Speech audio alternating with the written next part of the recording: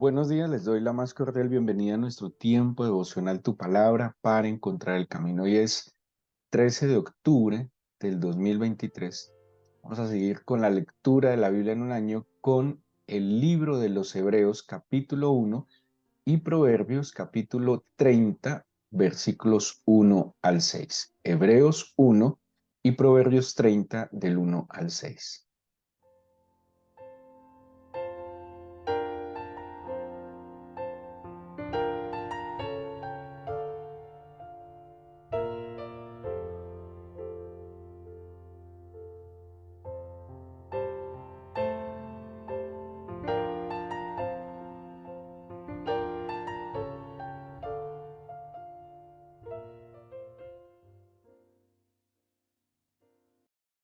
Dice el Proverbio 30 desde el versículo 1 al 6, lo siguiente. Palabras de Agur, hijo de Jaque, la profecía que dijo el varón Aitiel y Aucal. Ciertamente más rudo soy yo que ninguno, no tengo entendimiento de hombre. Yo ni aprendí sabiduría, ni conozco la ciencia del santo.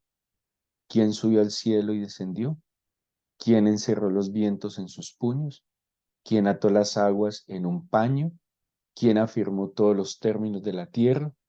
¿Cuál es su nombre y el nombre de su hijo? Si sabes, toda palabra de Dios es limpia, Él es escudo a los que en Él esperan. No añadas a sus palabras para que no te reprenda y seas hallado mentiroso. Bueno, mm, la eficacia de la palabra del Señor y el entendimiento de la palabra del Señor. Aparentemente dice con cierta humildad que Él desconoce las cosas, pero en las preguntas que está haciendo, pues parece que ha desarrollado un conocimiento por la revelación del Señor, porque hace preguntas y, y termina con una conclusión del efecto de lo que la palabra del Señor es y de lo que la palabra del Señor puede hacer, ¿sí? Entonces, y me llama mucho la atención, no sé si sea una referencia mesiánica, en la última pregunta del versículo 4. ¿Cuál es su nombre y el nombre de su hijo? ¿Sí sabes? Sí, me parece que es una referencia mesiánica, pero el versículo 5 dice, toda palabra de Dios es limpia, lo mismo que se menciona en el Salmo 19, y Él es escudo a los que en Él esperan. No añadas a sus palabras para que no te reprenda y seas hallado mentiroso. Entonces, este hombre que aparentemente desconocía todas las cosas del Señor, pues esencialmente conoce al Señor y en una expresión humilde, pues está mostrándonos la eficacia de la palabra del Señor, el efecto de la palabra del Señor para limpiar no solo nuestros ojos, no solo nuestro corazón, para limpiar y allanar nuestro camino. Y entremos al libro de Hebreos, que hemos hablado en otros momentos mucho del libro de Hebreos. Digo libro porque por lo menos su inicio, como también lo vemos en la primera carta de Juan, más que una carta, parece un tratado teológico, sobre todo el libro de Hebreos. Bueno, se ha estudiado tanto el libro de Hebreos, se ha tratado de comprenderlo, tiene una riqueza extraordinaria. Algunos han dicho que parece una parashá del culto judío, porque una parashá es las porciones en las que se dividen la Torá. Creo que son 48 porciones de las 48 semanas del año, y ellos dividen toda la Torá, o sea, el Pentateuco, o sea, los primeros libros, de los 5 primeros libros de la Biblia, lo dividen en 48 porciones para ser leída semana a semana en el Shabbat. Pero esta lectura de la Torá va acompañada de otras lecturas que le dan comprensión o ilustración, ¿sí? Muy parecido seguramente a lo que teníamos en el culto católico, que las lecturas se dividían para un año y había una lectura del Evangelio, había una lectura de los Salmos, había una lectura de otro libro del Antiguo Testamento. Más o menos en el culto judío está la porción de la Torá, pero también va acompañada de la lectura de otros escritos, como los profetas, ¿sí? Puede ser una porción bíblica de un profeta que tenga que ver con la porción que están leyendo de la Torá, y también lecturas de los escritos, que son, esos son como las tres partes del cuerpo canónico de la escritura hebrea. Así que el libro de Hebreos nos muestra ahora para nosotros como cristianos una imagen extraordinaria y una interpretación extraordinaria de tipologías que encontramos en el Antiguo Testamento. Menciona Melquisedec como imagen, como tipo del Señor Jesucristo. Melquisedec, algo así como rey de justicia, eh, que era rey de Salem, pues se cree también por unos descubrimientos arqueológicos que se han hecho en este último tiempo, que este Salem es la misma ciudad de Jerusalén, ¿sí? O sea, es muy particular que wow, existiera un Melquisedec que no se sabe de dónde viene, para dónde se fue, fuera rey y sacerdote. Esa es otra particularidad, porque en el Antiguo Testamento los reyes eran una cosa del linaje davídico de la tribu de Judá.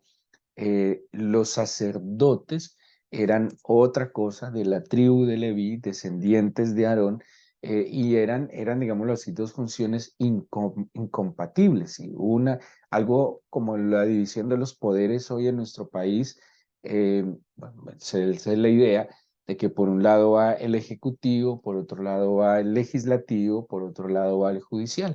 El sacerdote representaba lo legislativo porque era el encargado de dar a conocer, de cuidar las leyes, y los reyes serían algo así como el ejecutivo.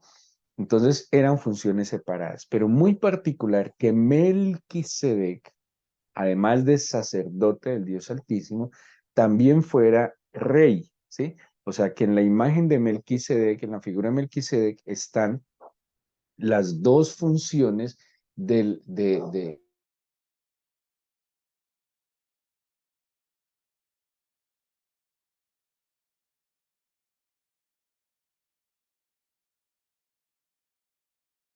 estuvieran las dos funciones, digámoslo así, del poder, ¿sí?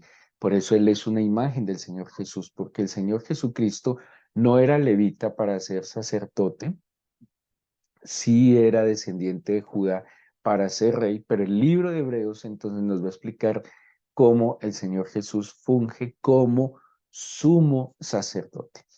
Así que esta misma introducción que nos da el libro de Hebreos es una introducción extraordinaria. Em, Como seguramente ustedes han visto, solo viendo el inicio se va a dar cuenta que no parece tanto una carta. ¿En qué parece una carta? Hebreos al final, en lo que se conoce como la salutación final o la despedida, pero no tiene un remitente, no tiene un destinatario, no tiene una acción de gracias o una. Sí, es como una acción de gracias que tiene el modelo epistolar, sino que simplemente empieza a dar todo un tratado teológico de la deidad, de la eternidad del Señor Jesús, pero también de cómo Él cumple cabalmente todas aquellas cosas que fueron sombra en el Antiguo Testamento. Y dice así el versículo 1: Dios, habiendo hablado muchas veces y de muchas maneras en otro tiempo a los padres por los profetas. Espectacular. O sea, el Señor desde siempre ha hablado. El problema digámoslo así, nuestro, no es que el Señor no hable. El problema es que nosotros tal vez no agudizamos los sentidos para escucharlo. A veces el creyente se queja de que el Señor no responde, de que el Señor no oye, de que el Señor no atiende, eh, pero no, el problema no es solo eso, sino que nosotros tal vez somos los que no atendemos la voz del Señor. Bueno, hay que aclararlo de nuevo, pues que el Señor no oye una oración de alguien que está en pecado. O sea, lo primero que hay que hacer para que nuestras oraciones lleguen al corazón del Señor es confesar nuestros pecados, arrepentirnos de nuestros pecados y pues ya con un corazón purificado por su perdón, pues ahí sí podemos llegar a su corazón a través de nuestra oración. Pero el Señor siempre está hablando, siempre, siempre. Pablo dice en la epístola de los Romanos en el capítulo 1 que a través de la misma creación nos ha hablado, que la creación nos ha mostrado su deidad y su poder, cosas que aparentemente no son visibles, se hacen visibles claramente a través de lo que el Señor creó. En otros tiempos, y dice, de muchas veces y de muchas maneras. El Señor habló, para recordar un poco, habló a través de una zarza ardiendo a Moisés. El Señor habló incluso, que esto es un poco más increíble, habló incluso a través de un burro, a aquel profeta necio, insensato, y asalariado, ¿sí? Vendido, que no servía al Señor, sino que servía a sus propios intereses. El caso de Balaam, aquel profeta asalariado que pues se vendió al rey Balac y en el camino dice que el animal, la bestia que él montaba, le habló. El Señor ha hablado a través de sus ángeles, los mensajeros. El Señor ha hablado también, como dice aquí el mismo libro de Hebreos, a través de los profetas. Muchas veces y de muchas maneras. ¿Sí? Y si nosotros pudiésemos ver en retrospectiva nuestra vida, y creería yo, no solo desde que caminamos en el Evangelio, sino desde antes, y pudiésemos ver, no sé, con las cosas reales, todos los momentos que el Señor, las tantas veces que el Señor nos habló y los tantos medios que el Señor utilizó para hablarnos, yo creo que nos daría hasta un poco de pena, de vergüenza y hasta de dolor, porque lo hizo muchas veces de muchas maneras, pero tal vez nosotros no logramos atender, entender para haber sido advertidos. Yo recuerdo alguna vez entrando a Israel, bueno, no recuerdo el año, en un invierno muy fuerte, era un mes de diciembre, y yo hice mi devocional en la ciudad de Eilat, apenas entrando a la Tierra Santa. Y ese día en el devocional eh, advertía de verdad sobre el frío. Sí, en verdad, lo vine a entender un mes después. Eh, si yo hubiese entendido lo que advertía, de verdad, advertía sobre una ola de frío y lastimosamente no lo advertí. Y hubiese seguramente tomado algunas precauciones con el grupo. El punto es que de ahí en adelante, 2 días después, empezó a enfermarse la gente, viajaba con gente adulta, mayor, muchos de ellos, y simplemente se nos salió de control un cuadro y un proceso viral donde yo mismo estuve en cama todo un día con una fiebre altísima y más de la mitad del grupo se enfermó. Bueno, fue una peregrinación con muchas situaciones. Al final, ya cuando regresé, con un poco de lamento en mi corazón, perdí peso, la gente vivió muchas situaciones. Cuando ya terminé, una vez me puse a orar y a leer la Biblia y me encontré que había marcado incluso la fecha en la que había ido a ese texto de la Biblia y cuando lo leo, estaba en verdad claramente la advertencia sobre la situación de clima y algunas cosas que debía hacer que nos hubiera guardado de esa situación. El Señor siempre habla de muchas maneras, lo ha hecho muchas veces, solo que necesitamos en verdad agudizar los sentidos para ser advertidos. Hay muchas voces en nosotros, hay muchas ideas, pensamientos que dan vueltas en nuestra cabeza, mucha opinión nuestra y de otros, que a veces, de alguna manera, ocultan o ensordecen o camuflan o enredan la palabra del Señor. ¿Qué sigue diciendo el escritor de Hebreos? Dice, en otro tiempo, pero en este tiempo, en estos postreros días, nos ha hablado por el Hijo. Porque Jesucristo es la palabra encarnada del Señor. Por eso hemos escuchado tanto que el cristianismo no es una religión, sino una relación, porque la palabra del Señor es viva y eficaz y ha sido encarnada en la persona de Jesucristo. Juan capítulo 1 así lo dice. Juan dice que el verbo, ¿sí? que la palabra, porque en sí es el logos, que es la palabra, ha sido encarnada. La palabra que el Señor anunció por los profetas, la palabra que el Señor ha mostrado a través también de sus señales, a través de sus manifestaciones, esa palabra se ha hecho plenamente tangible y evidente en la persona de Jesucristo. Si queremos entender la palabra del Señor, necesitamos ver a Jesucristo, necesitamos relacionarnos con Él hacer, por eso la experiencia del bautismo, no solo la experiencia del bautismo en agua, sino la experiencia del bautismo en el Espíritu Santo, donde somos fundidos el uno y el otro en una sola identidad y de esa manera nosotros poder vivir en el Hijo y poder experimentar la plenitud de la palabra del Señor. Entonces dice, en estos tiempos nos ha hablado por el Hijo, a quien constituyó heredero de todo y por quien asimismo hizo el universo, ¿sí? Bueno, eso nos lo cuenta el libro del Génesis. Pero mire dos cosas muy particulares. Dice, el cual, o sea, el Hijo, es el resplandor de su gloria y la imagen misma de su sustancia.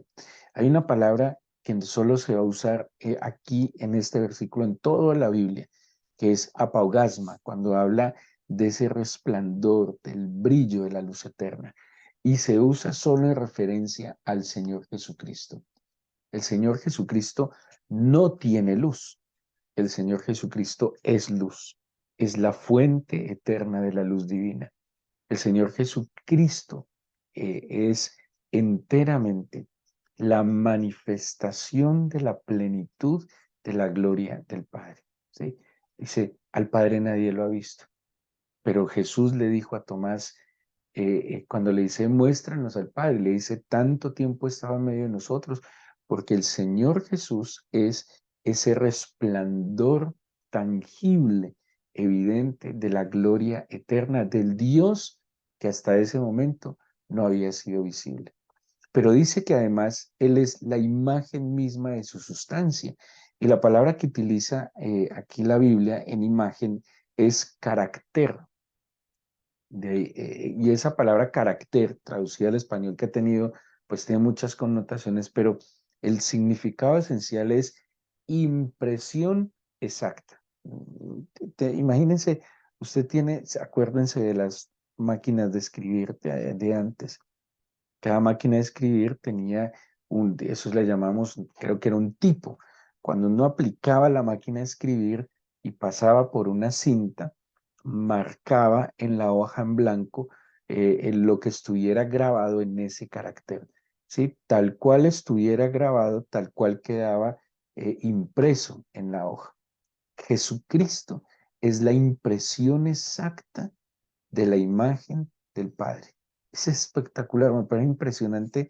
Esto es ni siquiera podemos decir copia, porque otra cosa es una copia. Aquí no estamos hablando de una copia, estamos hablando de la impresión exacta del Padre. Si queríamos ver al Eterno que no se haya manifestado visiblemente, es ver al Hijo. Además, yo creo así. Cuando en el Antiguo Testamento hay teofanías, bueno, hay epifanías y teofanías que son apariciones de seres celestiales. Epifanía es una aparición de un ser celestial, teofanía es una aparición del Señor. Yo creo, así lo creo yo, tengo derecho a creerlo, que las teofanías del Antiguo Testamento es el Señor Jesús, porque es la impresión exacta del Padre. Cuando, por ejemplo, se refiere al ángel del Señor al cual le ofrecían adoración, ¿sí? Y cuando permitía que le adoraran es porque él mismo es Dios, no como cuando aparecía un ángel y de pronto el, no sé, el humano quería adorarlo, decía, no, no, levántate, yo soy un servidor como tú. Yo creo que esa impresión exacta del Padre también tenía sus apariciones en el Antiguo Testamento. Ahora piensen en este significado de la imagen misma. Si Jesucristo es la palabra viva y eficaz, si Jesucristo es el Logos hecho carne, el Verbo hecho carne, de allí que tiene tanto sentido que es la impresión exacta de la sustancia del Padre. El Señor Jesucristo es algo así como cada una de las palabras dichas por el Señor, encarnadas. ¿Sí? Por eso es ese carácter impreso en Jesucristo. Pablo escribe en Efesios, en Colosenses lo menciona, que en el Señor Jesucristo, el Padre ha colocado todas las cosas del presente, del futuro, de la eternidad. Todo está en él, dice, todo lo reunió en él. En los tiempos diferentes, todo lo reunió en él. A él es al que debemos acudir, a él es al que debemos adorar, a él es al que debemos rendir nuestra vida. Y dice además entonces de ser el resplandor de su gloria y la imagen misma de su sustancia, él es quien sustenta todas las cosas con la palabra de su poder, habiendo efectuado la purificación de nuestros pecados por medio de sí mismo, se sentó a la diestra de la majestad de las alturas, hecho tanto superior a los ángeles como heredero más excelente sobre ellos. Entonces, ¿qué nos está diciendo? Que además de que Él es la impresión exacta de la sustancia del Padre, Él sustenta todas las cosas con su palabra. ¿Se acuerdan de aquel centurión que le dijo, Señor, yo no soy digno de que entres en mi casa, pero una sola palabra tuya bastará, es suficiente? Porque por una palabra del Señor se sustentan todas las cosas. Por una palabra del Señor puede brotar la semilla. Por una palabra del Señor puede salir el fruto. Por una palabra del Señor se pueden levantar los muertos, se pueden sanar los enfermos. Por una palabra del Señor puede cesar la guerra, traer la paz. Pero por una palabra del Señor también se pueden calmar las tempestades por una sola palabra del Señor. En estos días que estuvimos bajo un aguacero, una tormenta eléctrica aquí en la ciudad de Cali. Estábamos en una clase de seminario bíblico y pensábamos sobre la voz del Señor, que la Biblia describe la voz del Señor como truenos.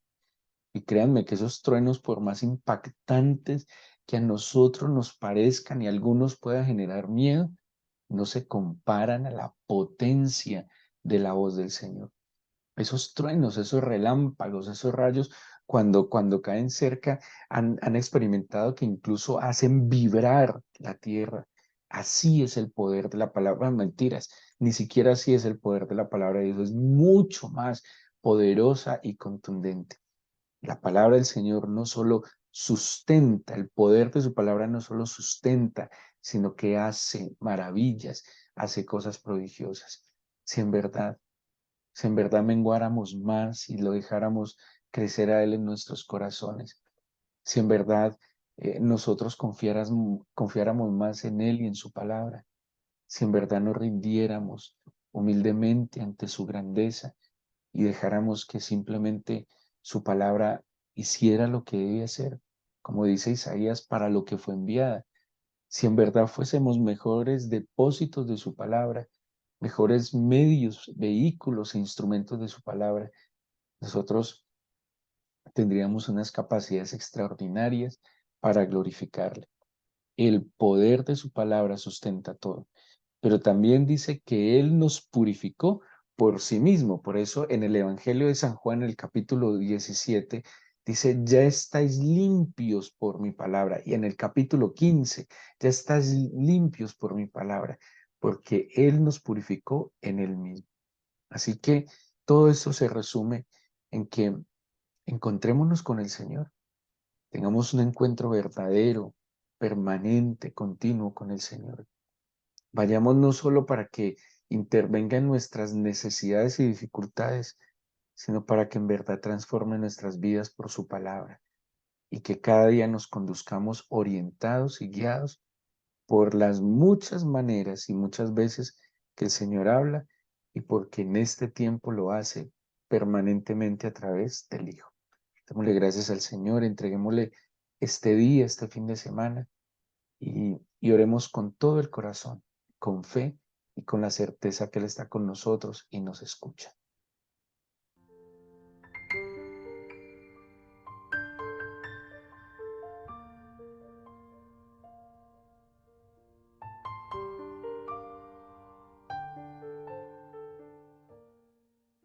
Amado Señor, Padre de la gloria eterno,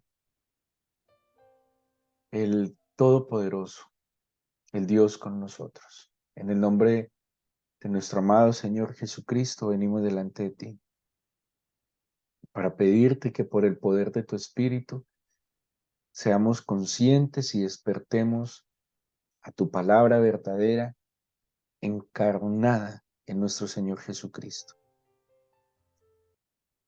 Y orémosle a nuestro Señor Jesucristo, acerquémonos a Él, al trono de su gracia, aquel que es Señor de señores, Dios entre los dioses, aquel que es Rey de reyes, Rey, juez y sacerdote. Hoy me rindo delante de ti, inclino mi corazón, elevo a ti mi alma, Señor Jesucristo, y te pido que tomes el control de mi vida. Oremos de esta manera. Dígale, Señor, yo te presento mi vida y te pido que tomes el control de mi corazón. Que no seas solo mi Salvador, que hoy y siempre seas mi Señor. Señoréame, Señor. Toma el control. Si hallas que este corazón está atribulado, cansado, si hallas que este corazón, Señor, está lastimado, si hallas que este corazón, Señor, está un poco quebrado o seco, deshidratado, te pido que por una sola palabra tuya lo sanes. Te suplico que intervengas sobrenaturalmente en nuestro corazón donde queremos que tomes dominio y control. Yo te pido, Señor, digámosle así, que por una sola palabra tuya rompas esa resistencia en nuestro corazón, sanes la herida de nuestro corazón, quites el temor, el miedo, la duda, la inseguridad. Aún, mi Señor, si en mi corazón hay sombra de incredulidad, una sola palabra tuya me sanará. Yo te presento mi vida, mi Señor Jesús. Menguo, decido menguar para que tú crezcas. ¿Qué más quisiera yo, más que este mundo, tenerte a ti a plenitud en mi vida? Digámosle, Señor, yo te pido entonces que sepa y esté consciente de que estás conmigo. Ayúdame a medir mis palabras, mis pensamientos. Ayúdame a ser selectivo con lo que escucho, a cuidar mis ojos, a cuidar mis acciones, mis obras, mis pasos. No me desampares, no me dejes en mis torpezas, en mis ignorancias. No me dejes, Señor. Y te pido ayuda en aquellas cosas de las cuales yo no tengo control. Tú conoces mi humanidad y hay cosas que no puedo negarte que me preocupan, que me asustan, pero te presento mi humanidad y te pido que me enseñes a depositar mi vida en tus manos, no a ser indiferente a las situaciones, sino a confiar. Toma el control de lo que está fuera de control. Toma las riendas de mi vida, Señor, y dirígeme cada paso, cada decisión. Guárdame de los impulsos emotivos. Fréname con el poder de tu palabra e impúlsame con el poder de tu amor. Yo te presento, mi Señor, la vida de cada uno de estos tus hijos que escuchan esta meditación.